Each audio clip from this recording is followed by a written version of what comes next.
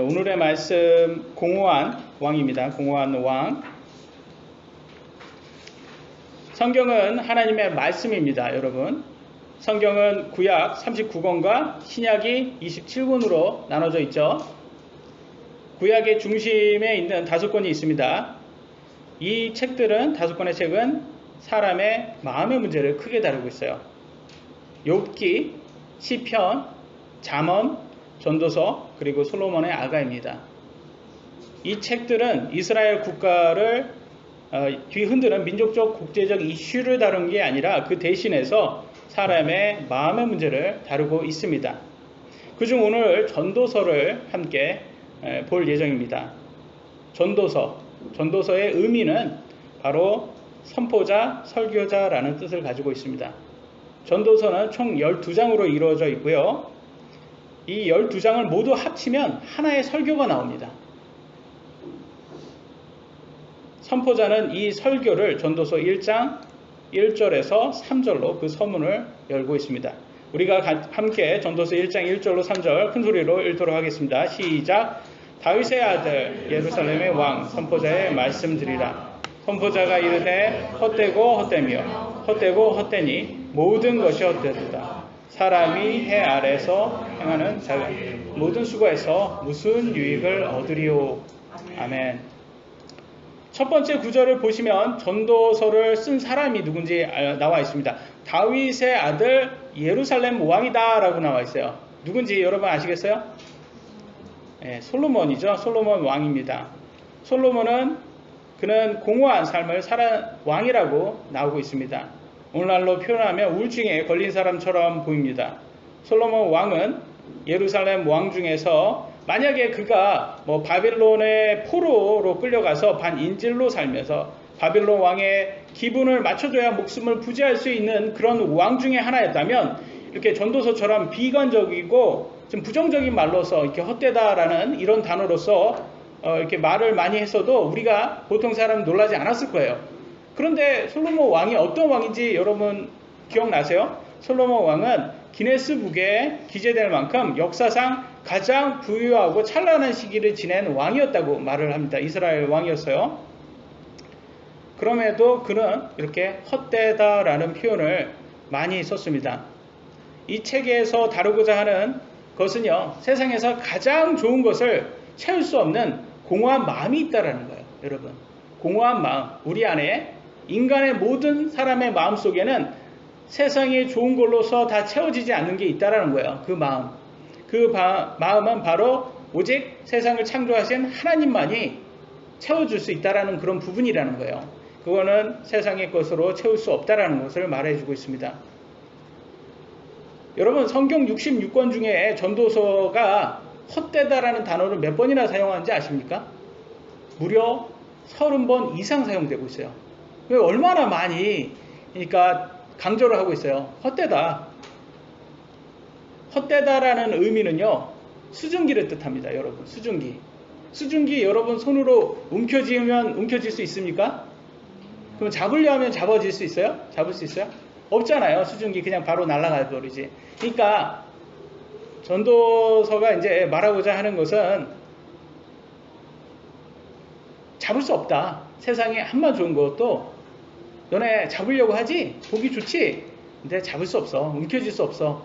그걸 얘기하고 있는 거예요. 또한 해 아래라는 표현을 25번이나 사용되고 있어요.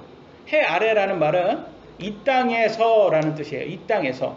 그러니까 이 땅에서 헛되다, 해 아래에서라는 두 가지 표현을 썼는데 이것은 이 땅에서 너가 세상에 좋은 것들로, 보기 좋은 것들로 네 잡으려고 해봐.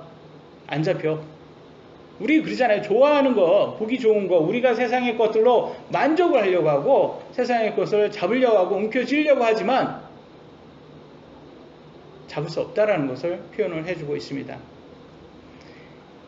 그래서 해 아래에서, 이 땅에서 우리가 그 세상의 것으로 만족하려고 하는 사람들에게 그런 삶을 살 때 공허한 삶밖에 살 수가 없다라는 것을 전도서는 우리들에게 알려주고 있습니다. 정말 그래요. 오늘날 정말 많은 사람들이요, 세상에 좋은 것으로서 만족하려니까 이게 공허한 거예요. 그러니까 그들은 뭘로 그 공허함을 달랩니까? 지금 술이라든지 담배라든지 마약이라든지 섹스라든지 도박이라든지 이런 것에 다 중독돼 가지고 그런 걸로 막 만족하려고 하는 거잖아요. 사람들이 TV를 보면 맨날 술 마시는 장면, 드라마 같은 거 보시면 술 마시잖아요. 그게 공허함인 거예요. 그게 잘 돼도 뭐 세상의 일들이 잘 돼도 마시고 잘 안 돼도 마시고, 그러니까 그 공허함을 세상의 것들로 만족이 안 되니까 그걸로 달래고 있습니다. 솔로몬은 다윗 왕의 아들입니다. 여러분 다윗 왕에 대해서 아십니까? 다윗 왕은요 팔람 2녀 중 막내 아들로 태어났다고 합니다. 시골에서 양치기로 살았어요. 다윗 왕이. 근데 누구도 그가 이스라엘의 제2대 왕이 될지는 아무도 예상하지 못하는 그런 초라한 그런 출신이에요. 그 사람이요. 다윗이. 그가 골리앗과 싸우러 전쟁터에 갔을 때도 그의 형들조차도 그를 인정하지 않았습니다. 뭐라고 했냐면 네가 양 치는 것이 지겹고 게을러가지고 양 치는 거를 소홀히 하고 전쟁 구경하러 왔다고, 이 철없는 막내 아들이라고 그렇게 타박합니다. 그렇게 누구에게도 인정받지 못했던 그가 하나님께서 그를 최고의 왕으로 이렇게 세워주는 것을 우리가 성경을 통해서 볼 수가 있어요. 근데 솔로몬은 자기 아버지께서 그런 미천한 그런 출신이었는데 하나님께서 하나님의 크신 능력으로 그 왕까지 세워주는 것을 듣고 자랐다는 거예요. 듣고 자라면서 그의 가슴 깊이 하나님에 대한 열정이 크게 자리 잡고 있었습니다. 하나님께서는 다윗을 왕으로 세운 이유를 말해줍니다. 성경에서. 다윗을 왕으로 왜 세웠는지 뭐라고 표현을 했냐면 하나님께서 내가 다윗을 왜 왕으로 세웠냐면 하나님 마음에 맞는 사람이기 때문이라, 이런 말이에요. 내 마음에 맞는 사람이야. 그래서 왕으로 세워졌답니다. 여러분 자녀들이 여러분 마음에 맞는 행동만 한다면 어떨 것 같아요? 희영이가 어머니께서 원하는 그런 마음에 맞는 그런 행동을 한다면 엄마는 아마도 그냥 해도 이쁜데 얼마나 더 이쁠 것 같아요. 예? 이럴 때는 아멘 큰 소리로 아멘 이렇게 하시면 돼요. 예? 저희 아이들 너무 이쁜데 제 마음에 맞는 행동을 하잖아요. 너무 이뻐요. 예? 그럴 땐 제가 칭찬을 막 아끼지 않는데, 근데 그게 그 빈도수가 많이 적어서 문제지만, 그 마음에 맞는다. 여러분이 만약에 고용주인데 사람을 고용을 하잖아요. 근데 고용한 사람이 여러분 마음에 맞는 행동을 그렇게 말하지 않아도 그렇게 그 마음을 헤아리고 하는 거예요. 이쁘지 않겠습니까, 여러분? 그러니까 이게 뭐 남들보다도 하나 더 주고 싶은 그런 마음이 생기지 않겠어요? 하나님도 똑같아요. 하나님도. 이스라엘 백성이 많은데 그 중에 이 다윗이라는 사람은 그 어려운 환경에도 양을 치면서 하나님께 경배하고 하나님을 사랑하고 그 마음이 너무 마음에 맞는 거예요. 그러니까 얘는 내가 왕으로 세워주겠다. 근데 얘를 내가 사용해서 내가 하나님이라는 걸 보여주겠다. 이렇게 해서 선택한 사람이 바로 다윗 왕입니다.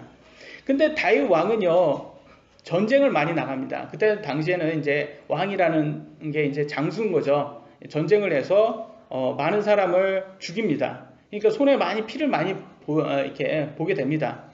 그리고 그의 삶에 가장 큰 오점을 남기게 돼요. 바로 여러분 잘 아시는 자기 부하의 아내 밧세바와 간음을 하는 거예요. 그 간음을 해서 이 다윗 삶을, 그 이후의 삶을 보시면 그 전 삶과 그 이후의 삶이 완전하게 다릅니다. 4배 아니라, 제가 보기에는 4배로 갚는 게 아니라 그 몇 배로 그 삶에 이렇게 평생 살면서 갚게 됐어요.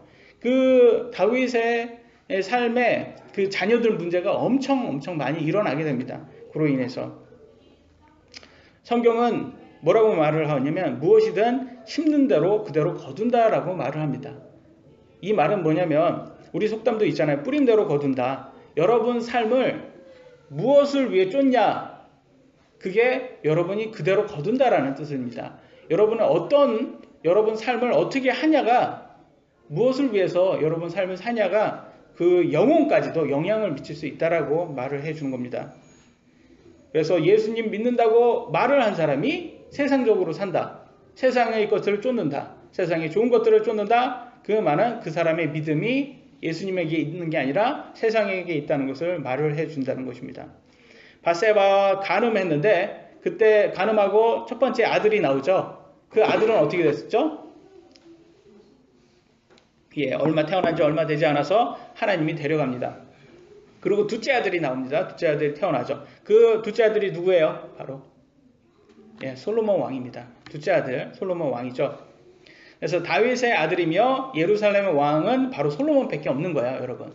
다른 아내로부터 나오는 아들들이 있지만 왕위를 받지 못했고 이제 솔로몬이 왕위를 받게 됩니다. 그래서 유일한 왕은 이제 솔로몬 왕인데 이 솔로몬 왕이 전도서를 통해서 우리에게 설교를 지금 해주고 있습니다. 이 설교의 결론은 전도서 마지막 장에서 우리가 찾아볼 수가 있어요. 전도서 마지막 장 12장 13절로 14절입니다. 한번 우리가 같이 큰 소리로 읽어보도록 하겠습니다. 시작! 우리가 전체 일의 결론을 들을지니 하나님을 두려워하고 그분의 명령들을 지킬지어다. 이것이 사람의 온전한 의무입니다. 하나님께서 모든 은밀한 일과 더불어 선한 일이든 악한 일, 모든 일을 심판하시리라. 아멘. 여러분, 하나님께서 여러분의 삶을 심판하실 분이라는 것을 인정하십니까? 인정하세요? 그런다면 우리가 어떤 삶을 살아야 되는지 알아야 됩니다. 그 삶은 뭐냐면 먼저 하나님을 두려워하실 수 있어야 돼요, 여러분. 그 다음에 그분의 명령을 지키셔야 되는 거예요.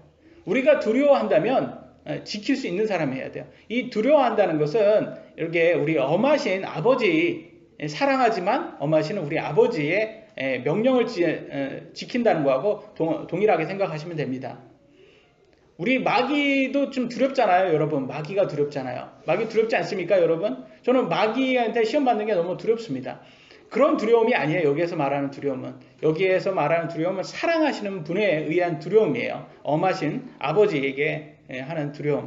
그래서 그런 두려움으로 봤을 때 우리가 하나님의 말씀대로, 명령대로 지키는 것이 사람의 온전한 의무라고는 말합니다. 이건 선택이 아니에요, 의무예요, 여러분. 요즘 군대를 자꾸 우리나라는 군대 국민은 의무잖아요. 의무인데서 자꾸 선택으로 만들려고 하는 사람들이 있는데 의무예요. 그건 우리가 지켜야 되는 의무입니다.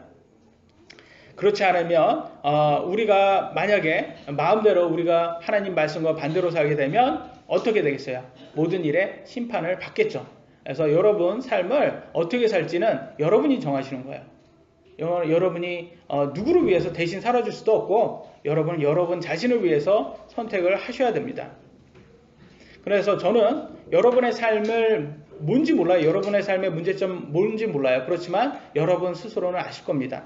그래서 하나님 앞에 내가 지금 하나님께 심판받는 행동을 하나 안 하나 여러분이 살펴보셔야 된다는 것을 우리는 각자가 하나님께 회개해보고 해야 될 사람들입니다. 그래서 각자가 보셔야 됩니다.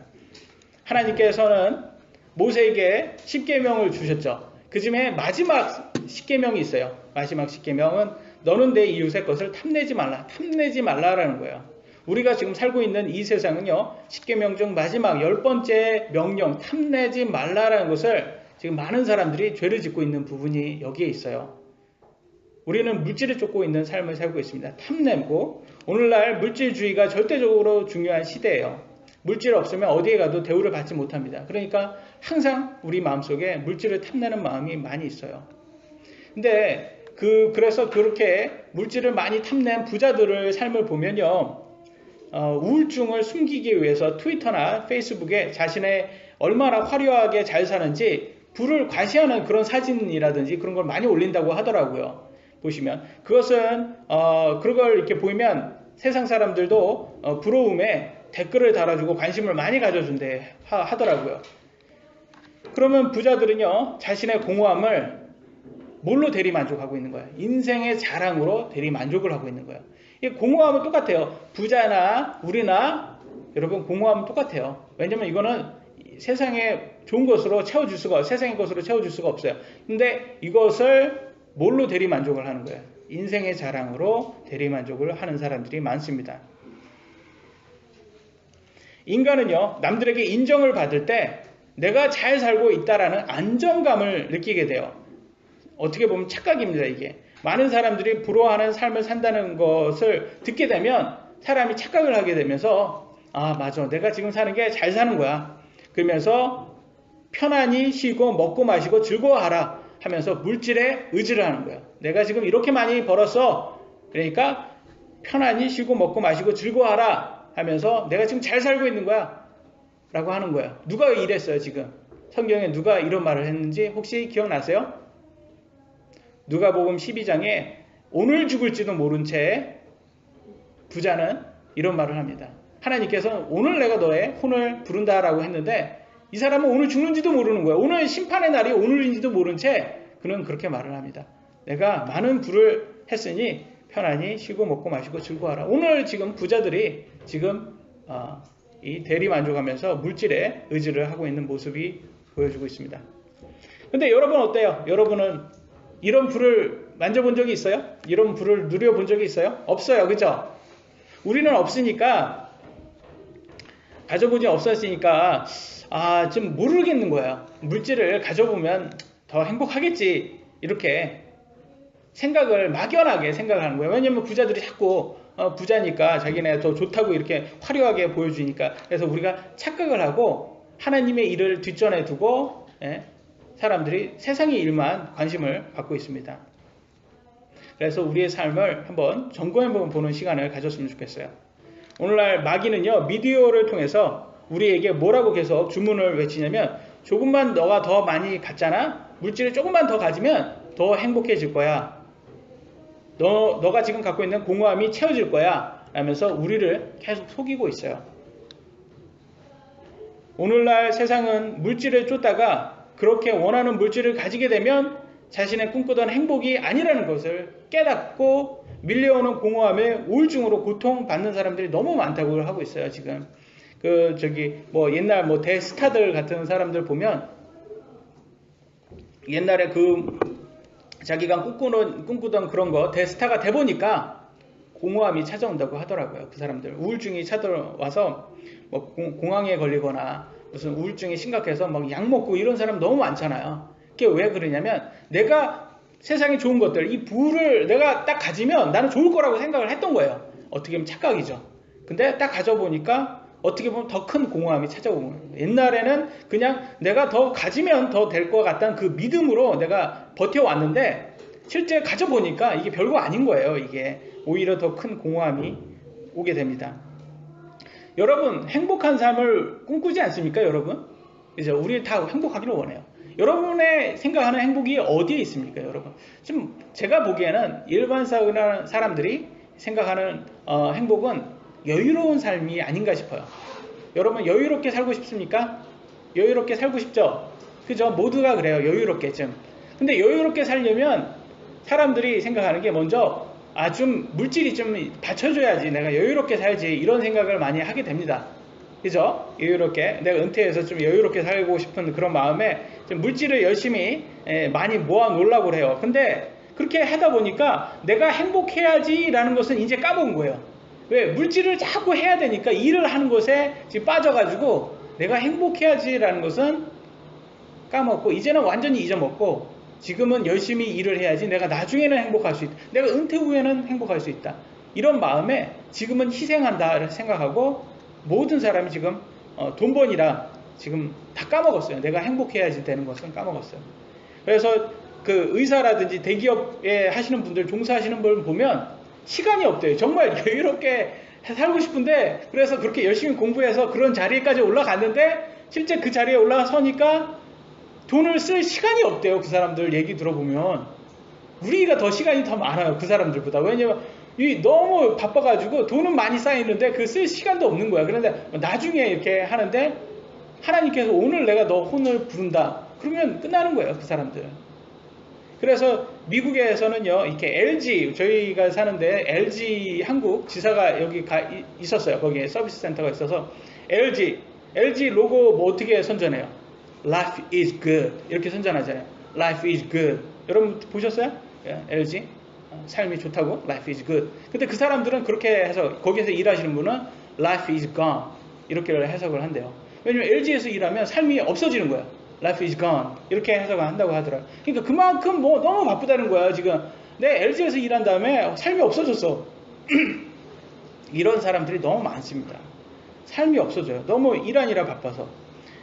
근데 행복은 세상의 물질에 있지 않다고 솔로몬은 우리들에게 계속 알려주고 있는 거예요.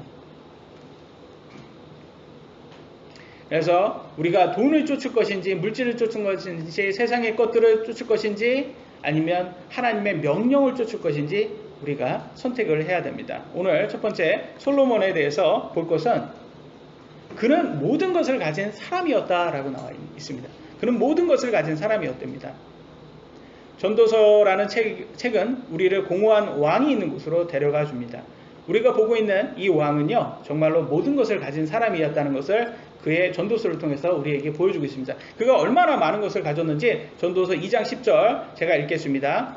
또 무엇이든지 내 눈이 원하는 것들을 내가 금하지 아니하였고 내 마음이 어떤 기쁨이라도 누리는 것을 내가 막지 아니하였으니 이는 내 마음이 내 모든 수고를 기뻐하였기 때문이라. 이것이 내 모든 수고로 인하여 얻은 내 복이었노라 라고 했어요. 그러니까 내가 딱 봤으면 내 마음에 들어요. 나한테 기쁨을 줘요. 그럼 막지 않았는 거예요. 그냥 다 했다라는 거예요. 내가 할 수 있는 건 다 했다. 그때는 너무 기뻤다. 나한테 기쁨을 주는 모든 것은 내가 다 했는데 너무 기뻤다. 근데 남은 거는 공허함만 남았다고 지금 얘기하고 있어요. 그러니까 우리가 뭐를 하든 세상에 좋은 것들을 이렇게 딱 가졌을 때 여러분 좋지 않습니까? 여러분 새 차 샀을 때 여러분 기쁘지 않아요? 새 집을 마련했을 때 여러분 좋지 않습니까? 예, 여러분 안 좋은 것 같아요. 예, 아직 은행 거라 그런가요? 이게 좋지 않은 게? 예? 명의는 내 건데 세금은 막 내는데 사실 주인은 은행 거라 그렇지 않나 싶어요. 근데 여하튼 간에 우리는 그런 것들을 가졌을 때는 좋아요. 우리가 갖고 싶은 거 가졌을 때는 좋은데 알고 보니까 시간이 그게 움켜쥘 수가 없는 거였다는 거예요. 이게 제한되어 있다는 거예요. 오래가지 영원하지 않았던 거예요. everlasting 하지 않았다고 솔로몬은 계속 말을 해주고 있습니다. 근데 그 당시는 좋았다고 말을 해주고 있어요. 그 당시는 맞아요. 세상의 것들 좋아하는 것들 그 당시는 좋아요. 그래서 오늘날 젊은 사람들은 뭐 욜로라고 하잖아요. 지금 내가 당장 나한테 기쁨이 되는 것만 내가 살겠다. 삶은 하나니까 라고 욜로를 외치는 사람들이 있어요. 근데 맞아요. 그 사람 말들이 맞아요. 순간은 기뻐요. 여기도 솔로몬도 그렇게 얘기를 하고 있어요. 그러나 그게 영원하지 않다고 솔로몬은 얘기를 해주고 있는 거예요. 여러분 솔로몬 하면 먼저 떠오르는 게 뭐예요? 솔로몬 하면 지혜죠. 솔로몬의 지혜. 그죠? 지혜를 대표하는 사람이 바로 솔로몬입니다. 근데 이 지혜를 누가 줬는지 아세요? 예? 하나님이 줬어요. 이거는 이 사람이 공부해서 아니면 옛날 사람들 지혜를 가진 사람들한테 배운 것도 아니고 책으로 배운 것도 아니고 직접 하나님이 주신 지혜예요. 그러니까 이게 사람이 가질 수 있는 지혜라고 볼 수도 없는 거예요. 이거는 하나님이 주신 지혜니까 얼마나 대단한 지혜를 가진 사람이었는지 보여주고요. 또한 그의 부가 얼마나 부자 왕이었는지 그거 보여주는 구절이 있어요. 한번 볼까요? 열왕기상 10장 27절 여러분이 한번 큰 소리로 읽겠습니다. 시작. 그 왕이 예루살렘에서 은을 돌같이 많게 하고 백향목을 골짜기에 돌무화가 나무같이 많게 하였더라. 은은 돌같이 많았대요. 여러분 이렇게 발로 길에 나가서 차면 돌이잖아요. 은이 그렇게 많았대요. 그러니까 얼마나 부유로운 그 국가였는지 이스라엘 국가가 최고치를 갔다라는 것을 보여주고 있어요. 백향목이 무슨 나무였냐면 그때 이제 뭐 궁전이라든지 뭐 성전이라든지 하나님의 성전이래 이렇게 지으려면 아주 귀중한 건축 나무가 있어야 되잖아요. 그 쓰는 나무가 이렇게 백향목이에요. 그러니까 그 당시에 최고의 고유한 고급스러운 나무라고 건축목이라고 생각하시면 돼요. 우리는 지금도 아주 귀한 나무들 있잖아요. 건축에 쓰는 그 부자들만 쓰는 그런 나무들이 있어요. 그런 것도 굉장히 고가잖아요. 그런 게 얼마나 많았냐면 골짜기에 돌무화과 나무라 합니다. 여러분 골짜기에 돌무화과 나무 누가 신경 써요? 그만큼 많았다고 지금 말해주고 있습니다. 얼마나 부유하고 얼마나 지혜로웠는지 그게 소문이 다 난 거예요. 소문이 나서 그 옆에 그 지역에 그 세바의 여왕이라는 사람이 있었어요. 이 세바의 여왕은 남서부 에멘과 말라위에 살던 사람이었는데요. 그 지금으로 말하면 어디 정도라고 하면 되면 에티오피아라고 생각하시면 됩니다. 에티오피아. 거기에서 이제 이 소문을 듣고 왔는데 이 여왕도 어떻게 보면 한지에 그러면 사람 이름 같네요. 한지에가 있는 여왕이었어요. 그러니까 자기도 지혜가 있는데 소문에 엄청난 지혜가가 있다라는 거예요. 그러니까 이게 안 되겠는 거예요. 자기가 너무 지혜가 자기도 그러니까 여기에서 자기도 시험을 한번 해보고 싶은 거예요. 그러니까 이 거리가 굉장히 여러분 한 지도를 해서 보면 그때 당시에 여왕이 다닐 수 있는 거리가 아닌 거예요. 이게. 그리고 그냥 온 게 아니라 어마하게 많은 걸 갖고 맨 끝 지역에서 사막을 건너서 향료와 많은 금보석을 가지고 솔로몬을 찾아왔대요. 그러니까 이게 한번 이게 하려면 얼마나 여왕이 오니까 얼마나 많은 사람이 왔겠습니까? 그래서 그게 뭐 때문에 왔어요? 지혜 확인하려고. 그러니까 이 여자가 얼마나 지혜에 대해 관심이 많은지를 알 수 있는 거예요. 딱 와서 봤는데 그 여왕이 뭐라고 표현했는지도 성경에 나와 있습니다. 그 한번 제가 읽어보겠습니다. 열왕기상 10장 7절. 그러나 내가 와서 내 눈으로 그것을 볼 때까지 그 말들을 믿지 아니하였도다. 소문은 내가 믿지 않았다는 거야. 그 지혜가가 자기가 지혜로우면 얼마나 나보다 지혜로우면 얼마나 더 지혜롭겠어 라고 생각했었는데 그러니까 이렇게 말해요. 보라 그들이 절반도 내게 말하지 아니하였으니 뭐래요? 야 소문 절반도 안 됐어. 당신의 지혜와 번영은 내가 들은 명성보다 뛰어나도다. 내가 들은 소문보다 2배 이상 더 대단했답니다. 여러분 소문 그러면요. 소문이 딱 나가잖아요.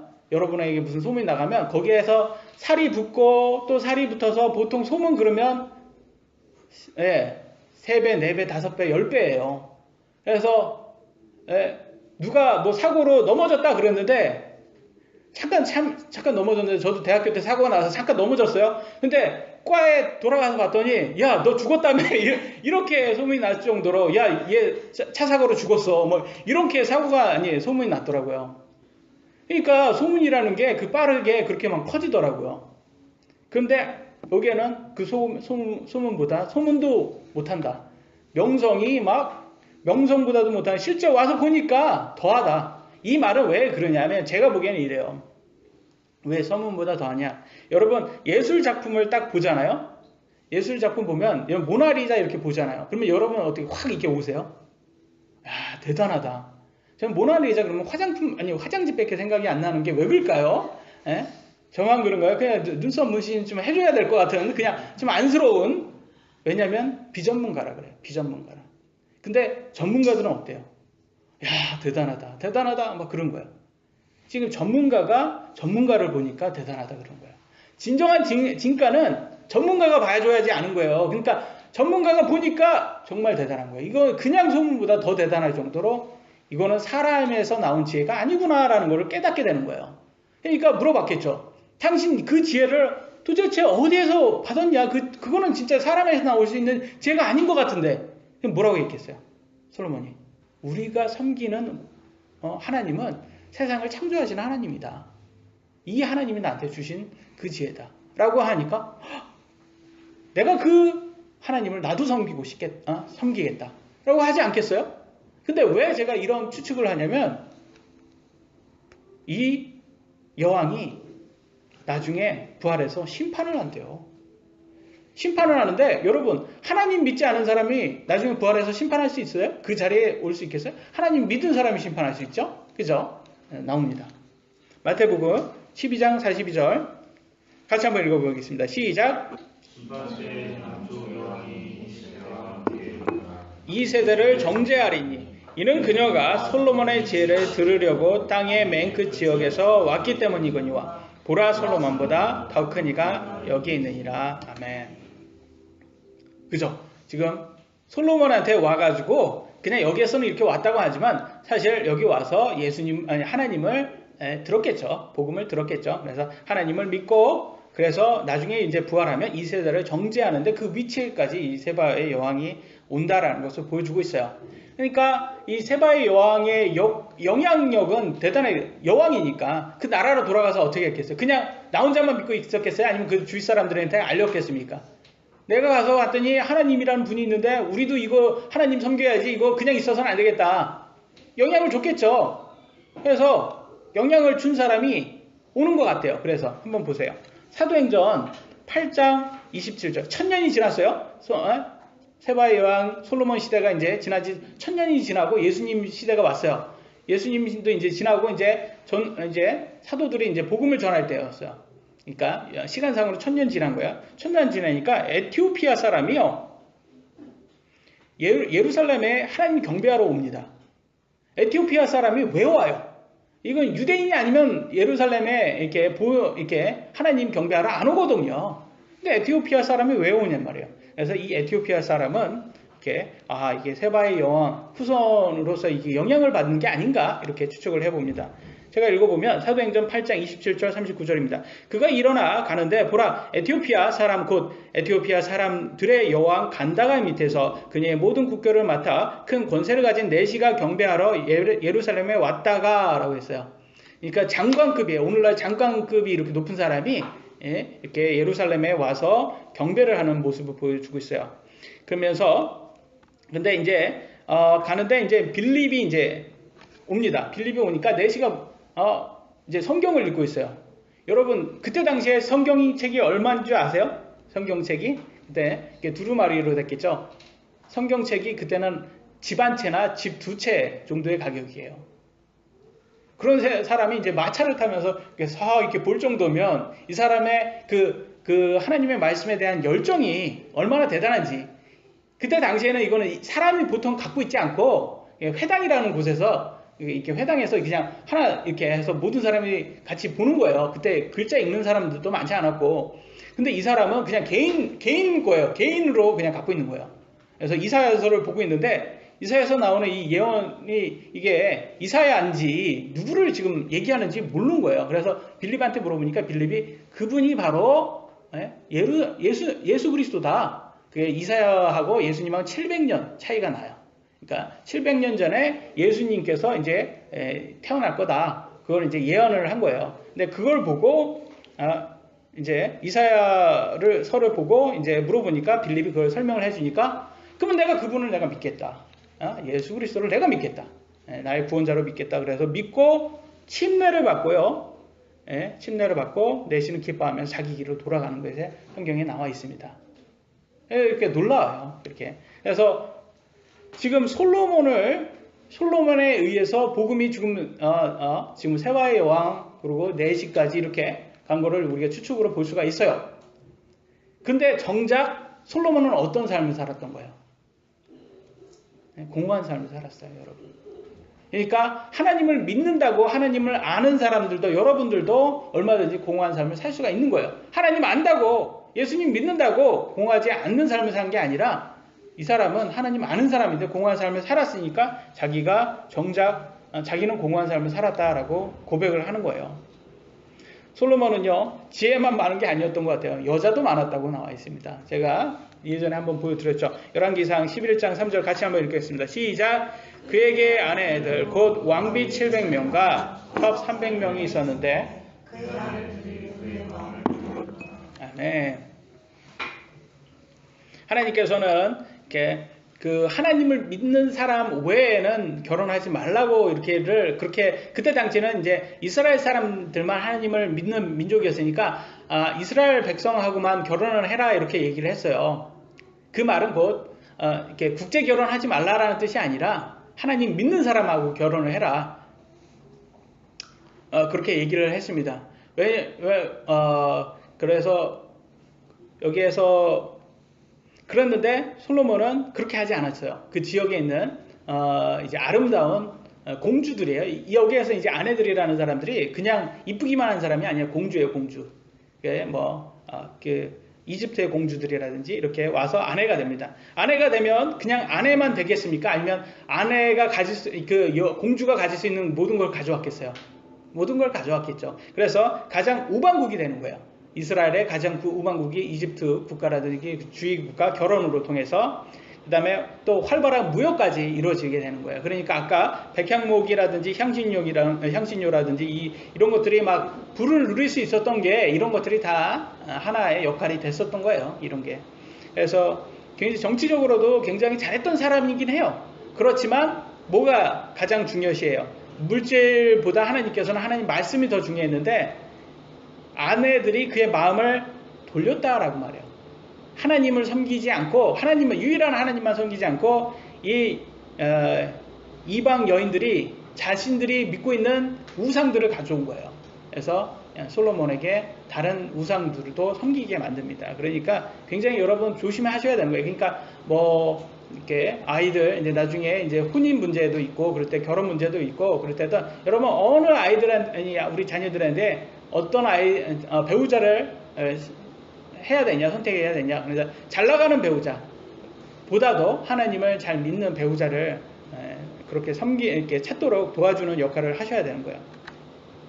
솔로몬은 결국 사실은 공허한 삶을 살았는데 어떻게 자신의 삶이 얼마나 괴로운지를 또 전도서에서 나와주고 있어요. 전도서 2장 17절입니다. 같이 읽겠습니다. 시작. 그러므로 내가 사는 것을 미워하였으니 이는 모든 것이 헛되며 영을 괴롭게 하는 것이므로 해 아래서 이룩한 일이 내게 괴롭기 때문이라. 아멘.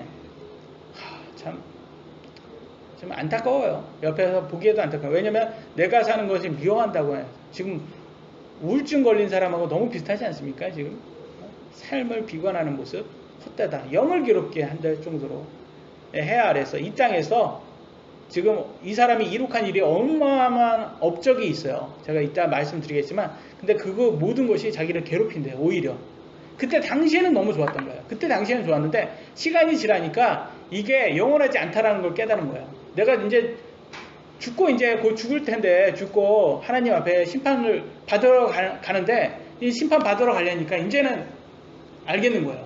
내가 헛살았구나. 내가 잘못 살았구나. 부끄럽구나. 그러면서 우리들에게 전도서를 통해서 조언을 해주고 있습니다. 두 번째 그의 삶은 공허했습니다. 라고 나와 있어요. 전도서 1장 2절 선포자가 이르되 헛되니 모든 것이 헛되도다. 제가 말씀드렸죠. 헛되다라는 건 수증기니까 수증기를 뜻한다. 손으로 주일라 해도 움켜쥘 수 없고 잡으려 해서 잡히지 않는 것을 뜻한다. 이렇게 얘기해 주고 있습니다. 솔로몬이요 천재였대요.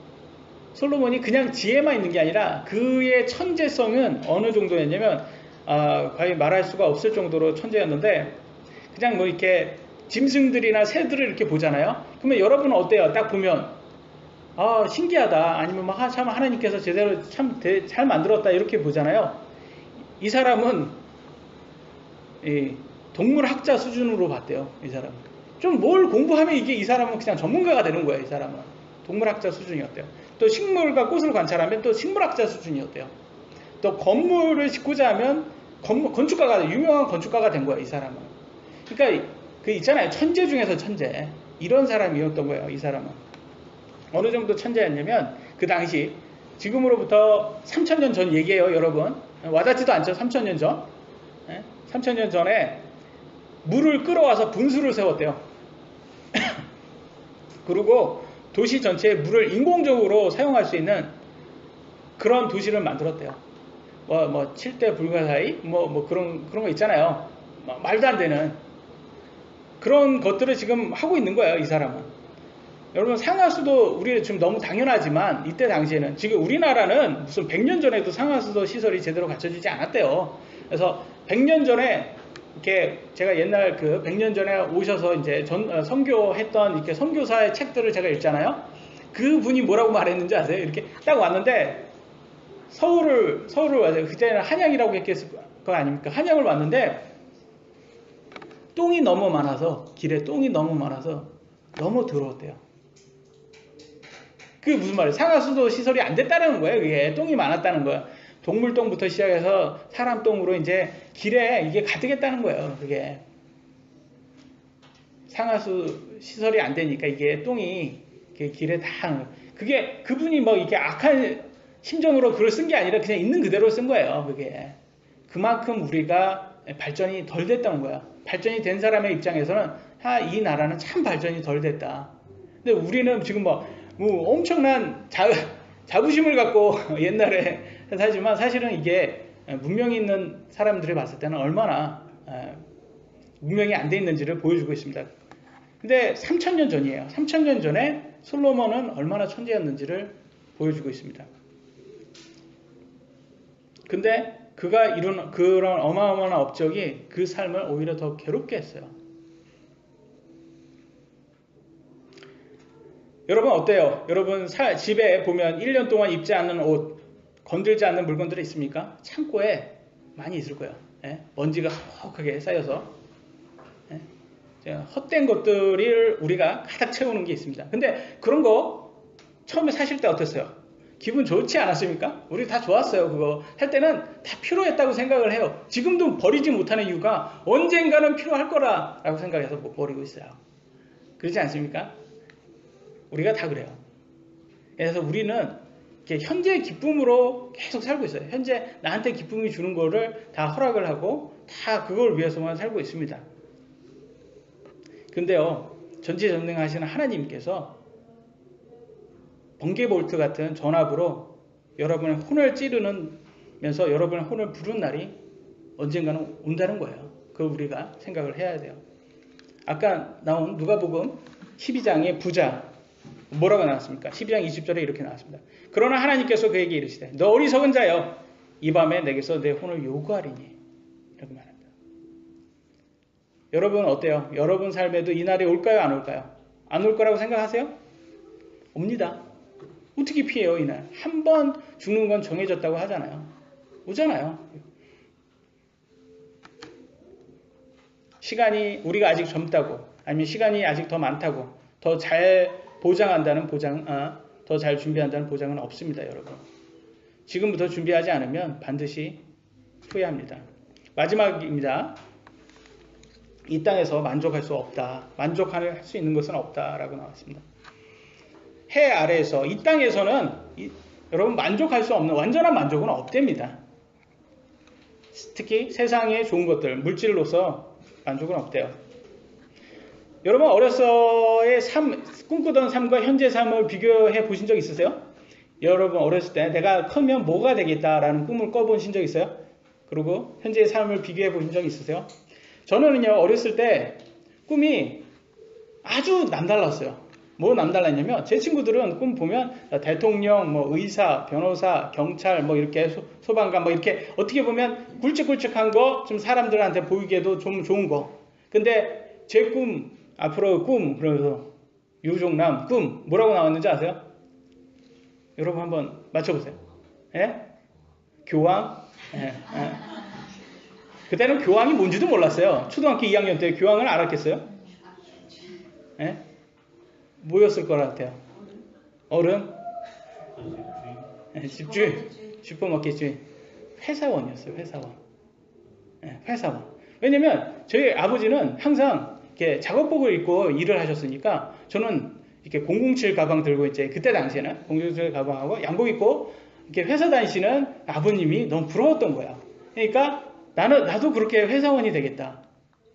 이렇게 했어요. 근데 정말로 꿈을 이뤘죠, 저는. 왜냐면 장교로 가서 군대를 장교로 가서 007 가방 엄청 많이 들었습니다. 그리고 지금도 목사가 돼가지고 양복을 항상 입고 있습니다. 정말 꿈을 다 이뤘어요. 제가 제 아내한테 이뤘어요. 대학교 때 내 자신이 지금 내 자신을 만난다면 20년 전이죠? 20년 전 제 자신을 만난다면 굉장히 존경했을 거라고. 지금 나 자신을 굉장히 존경했을 거라고. 그리고 나를 따를 거라고. 이렇게 얘기를 했어요. 그러니까 되게 놀라더라고요. 왜냐면 그때 당시에 제가 대학교 때 그때 당시에는 이렇게 영어 잘하는 사람이 제일 부러웠어요. 그때 당시에 영어 잘하는 사람이 제일 부러웠는데 제가 이 정도까지 영어 잘한 거라고 생각도 못했어요. 그러니까 그때 당시에는 그러니까 그때 당시에는 지금도 뭐 그렇게 뭐 지금도 만족은 없어요. 이따 말하겠지만 만족은 없는데 그때 당시의 기준에 의하면 굉장히 대단한 사람이 된 거예요. 저는 그때 당시에 정말 볼품없는 대학생이 보기에는. 그래서 많은 사람들이 그럴 거야 물어볼 거야. 그러면 저 지금 행복해졌습니까? 아니라는 거예요. 제가 이 부분에서 좀 흥분을 했네요. 오늘 또 비디오까지 찍는데 또 흥분을 했네요. 아니라는 거예요. 왜냐면 사람이 이 정도 선까지 올라오잖아요. 거기에 만족해요? 더 많이, 또 만족을 못해요. 더 잘하고 싶고, 그러니까 세상의 것은 만족이 없구나. 여러분 동의하십니까? 아멘? 네. 만족 없어요. 딱 가잖아요. 그 위치까지, 내가 예전에 꿈꾸던 위치까지 딱 가진 순간 그 위치는 없어져요. 그리고 그 더 많은 위치로 올라가게 됩니다. 그래서 세상은 만족이 없다라고, 이 땅은 만족이 없다라고 말을 합니다. 그래서 성경은 그래요. 너가 만족해서 만족이 아니라 하나님의 명령이니 네가 가진 것으로 만족해라 이럽니다. 이해되세요? 여러분 만족해서 만족이 아닌 거예요. 만족할 수가 없는데 어떻게 만족해서 만족을 할 수가 있어요? 만족하지 않고 내가 가진 것으로 하나님께 감사하고 만족을 하잖아요. 그때 하나님께서 행복을 주신다고 약속을 하셨어요. 왜냐하면 하나님이 그렇게 우리를 디자인하셨대요. 우리가 하나님께 감사할 때, 하나님의 명령에 순종할 때 우리 안에서는 감사가 행복이 풍부해지게 그렇게 만들었다고 하십니다.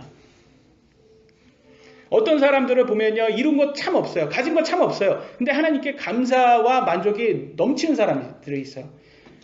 근데 어떤 사람들을 보면 인생의 자랑 참 많고, 업적 많고, 능력 많고, 가진 것 참 많아요. 근데 항상 부족하고 항상 불만이 있는 사람들이 많이 있어요.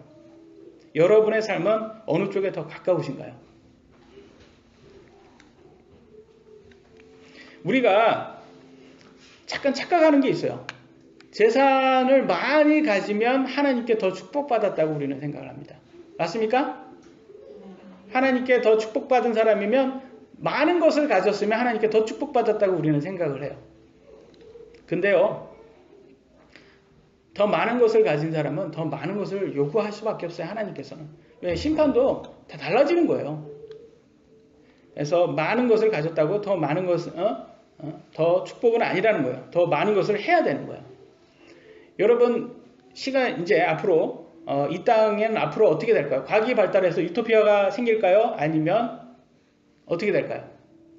시간이 지나면 이 땅이 시간이 지나면 하나님이 예언대로 이 땅은 심판을 받습니다. 뭘로? 불로 심판을 받는다고 하죠. 우리가 사는 집이라든지 우리가 입고 있는 옷, 차 다 불로 타서 재가 된다는 것을 얘기를 합니다. 세상에 좋은 것들 다 불로 탄다고 얘기를 하고 있어요. 베드로 후서 지금 있는 하늘의 땅 불사르기 위해서 예비되었고 모두 회개해서 이르기를 원하시는 그 날에는 하늘들이 큰 소리로 함께 사라지고 원소들이 뜨거운 열에 녹으며 땅과 그 안에 있는 일들이 불태워지리라. 우리 인생은 7, 80년 수증기와 같다고 말을 합니다. 우리가 아직 젊으니까 이해 못합니다. 그러나 어른들은 항상 말하죠. 참 인생 덧없다. 무슨 말이에요? 시간 참 빨리 간다는 뜻입니다. 우리도 나이가 먹으면 깨닫게 될 거예요. 그런데 전도서를 통해서 우리가 미리 깨달을 수도 있어요. 그래서 이 말은 너무 이 땅에 뿌리를 깊게 두지 말라는 뜻입니다. 솔로몬이 해 아래서 하나님과 함께 살지 않는다면 우리 인생은 헛되고 공허만 남는다고 가르쳐주고 있습니다. 여러분 삶은 하나님의 말씀을 쫓을 것인가 아니면 세상의 것을 쫓은가 여러분의 삶으로서 여러분의 믿음을 증명하셔야 될 것입니다. 여기까지 하도록 하겠습니다. 마치겠습니다. 기도하시겠습니다.